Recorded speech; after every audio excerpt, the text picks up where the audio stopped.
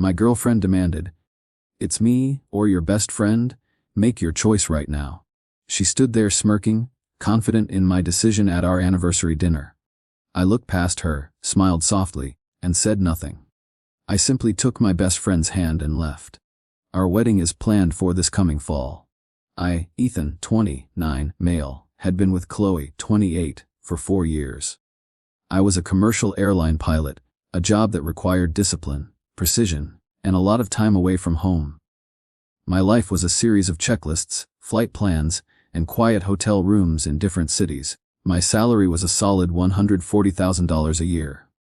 Chloe was a full-time lifestyle influencer. Her job was to curate a perfect-looking life online, and for the past 4 years, I had been a featured character in that production, the handsome pilot boyfriend. We lived in a trendy apartment in uptown Charlotte, North Carolina, that served as the primary backdrop for her content.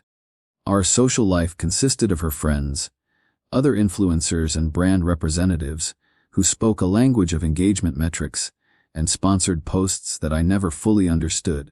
My closest friend in the world was Olivia. We had been friends since flight school, and she was now an air traffic controller. We shared a bond forged in the high-stress world of aviation, a shorthand and mutual understanding that Chloe deeply resented.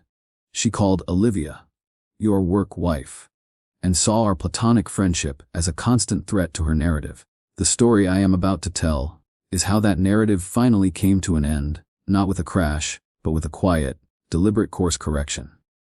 Update 1. The catalyst was a career opportunity I had been working toward for years.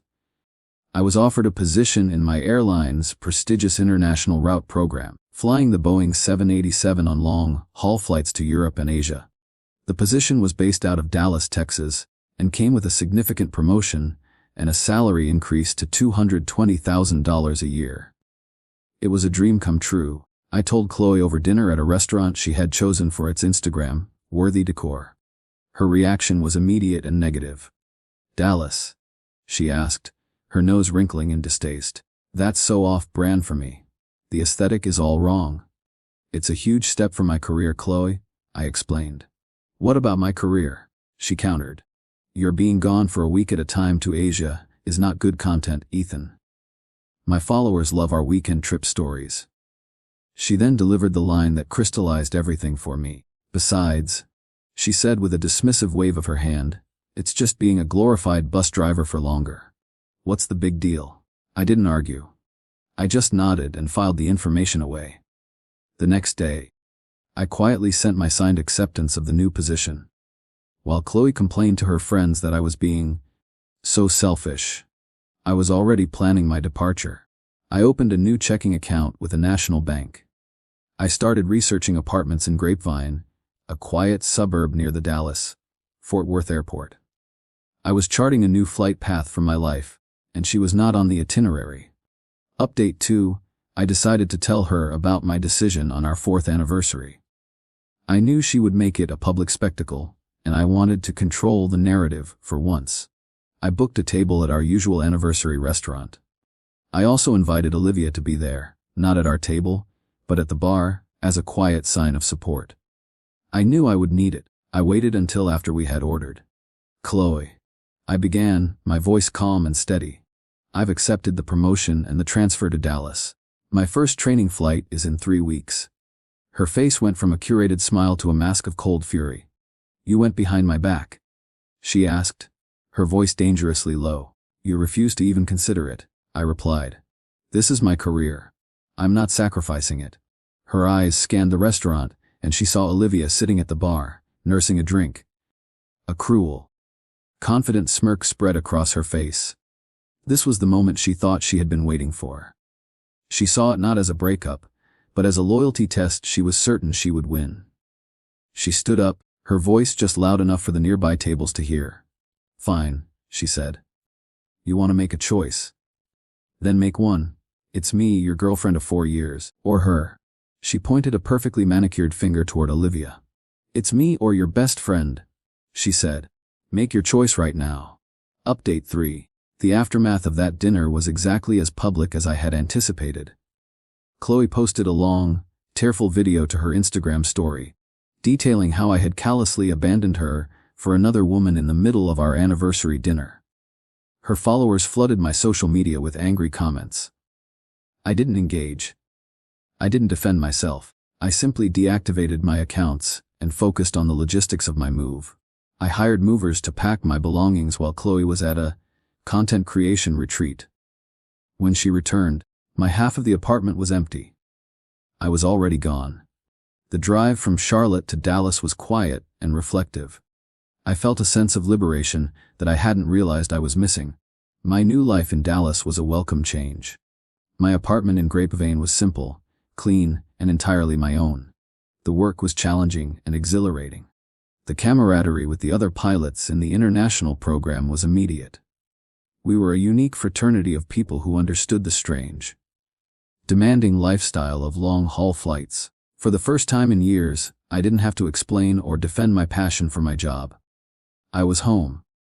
Update 4. The next few months were a period of quiet growth. I thrived in my new role, earning the respect of my captains and fellow first officers. Life was a rhythm of intense work and peaceful downtime.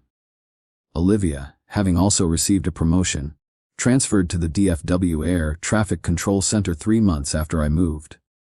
Our friendship, now free from the constant strain of Chloe's jealousy, deepened into something more. After my first 6 months in the program, I received a $15,000 performance bonus. Olivia and I used it to take a trip, not to an influencer-approved resort, but to the quiet national parks of Utah. We hiked, we talked, and we fell in love. Meanwhile, Chloe's perfect online narrative began to show cracks. Her followers noticed my prolonged absence. Her friends would send me occasional, probing texts, trying to get information. I was always polite but reserved, offering no details for them to report back.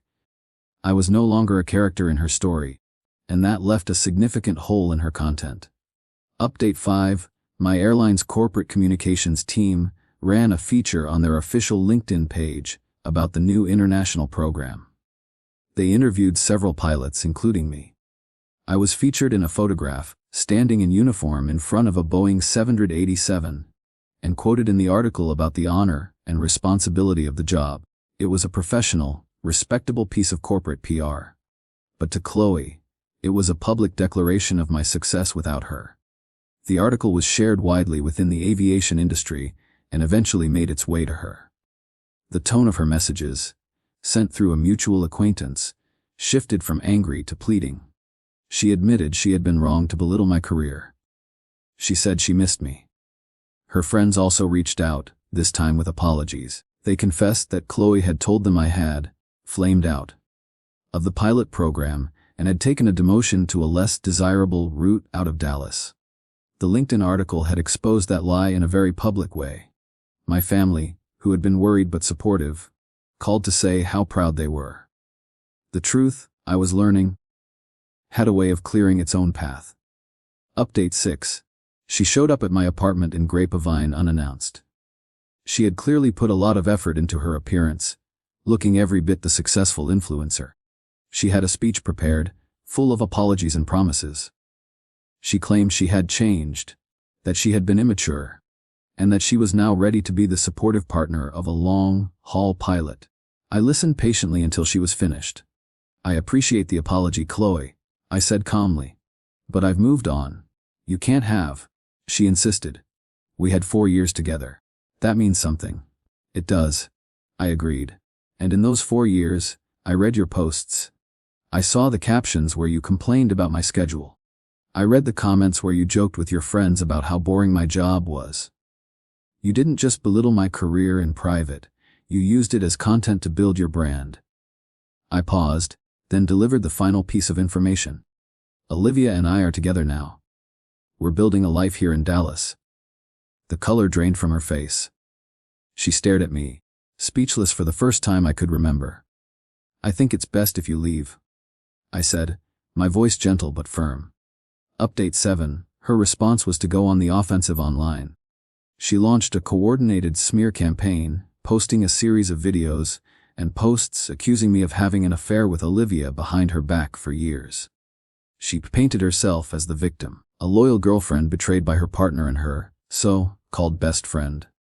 The campaign, however, backfired almost immediately. Our world, the world of aviation, is a tight-knit community built on trust and integrity. My colleagues, and Olivia's, came to our defense. They flooded the comment sections of her posts, not with insults, but with facts. They pointed out the professional nature of our jobs and the absurdity of her accusations. The most damaging rebuttal came from her own archives. Other users began reposting her old content. Posts from years prior where she openly complained about my friendship with Olivia. Her own words proved that her ultimatum at the restaurant was not a reaction to a sudden betrayal, but the culmination of a long-standing jealousy. Her narrative collapsed under the weight of her own digital footprint. Update 8. A year later. My life was unrecognizable from the one I had led in Charlotte. My career was soaring.